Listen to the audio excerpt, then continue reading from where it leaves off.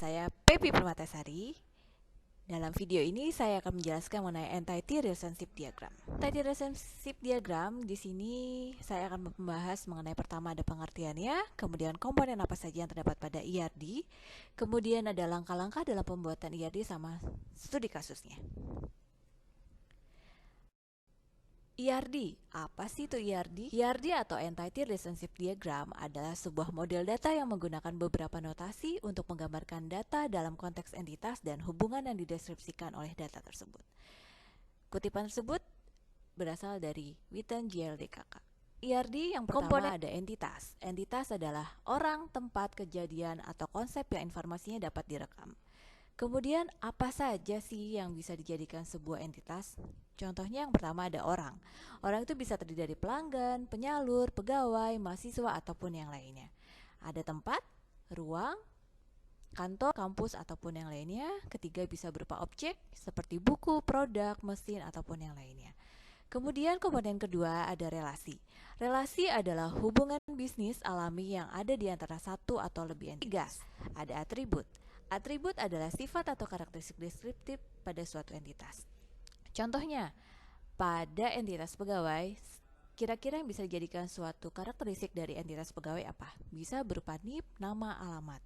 Barang bisa berupa kode barang, nama barang, jumlah, atau buku ada kode buku, judul, atau pengarang. Jadi kita bisa mencarikan karakteristik dari si entitas itu apa saja sih.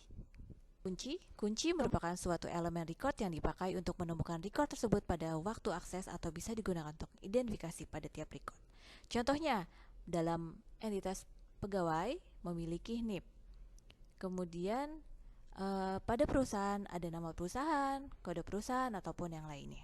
Key atau key itu terdiri dari yang pertama adalah super key, yaitu satu atau lebih atribut yang dimiliki entitas dapat dibedakan dengan entitas lainnya. Contohnya adalah gabungan antara NIM dan nama. Kedua ada kandidat key, yaitu atribut yang dapat dijadikan sebagai calon key. Jadi kita bisa menentukan kandidat-kandidatnya apa aja nih pada entitas tersebut.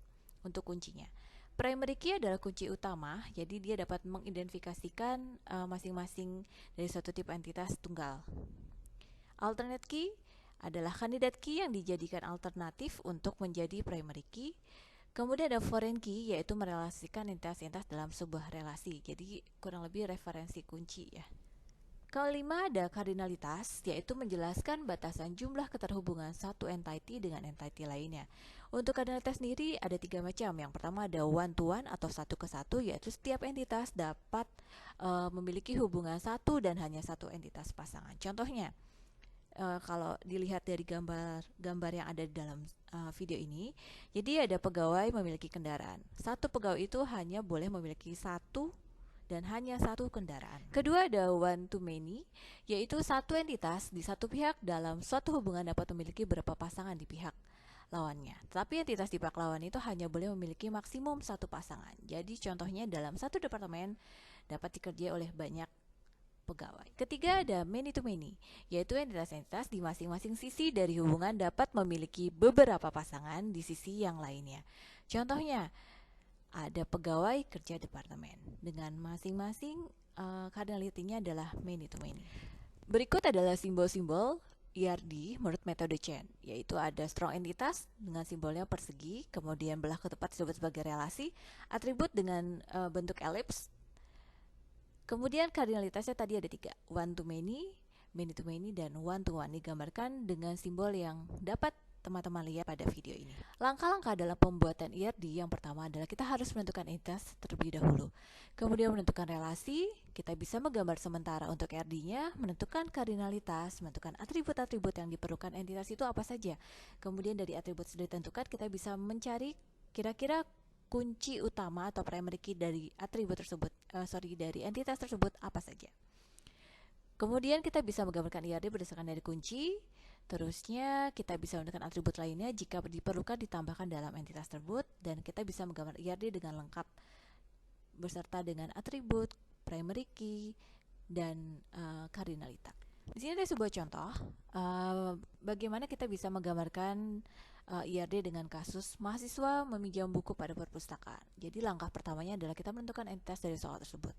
Berarti di sini mahasiswa minjam buku pada perpustakaan. Kita bisa mencari objek yang bisa dijadikan sebuah entitas adalah satu mahasiswa dan ada buku. Kira-kira dari entitas mahasiswa dan buku kita bisa menentukan relasi dari soal tersebut adalah mahasiswa meminjam buku. Lalu kita gambarkan bentuk IRD sementara yang bisa teman-teman pada video ini. Kemudian setelah entitas, relasinya ditentukan, kemudian kita bisa menambahkan cardinality.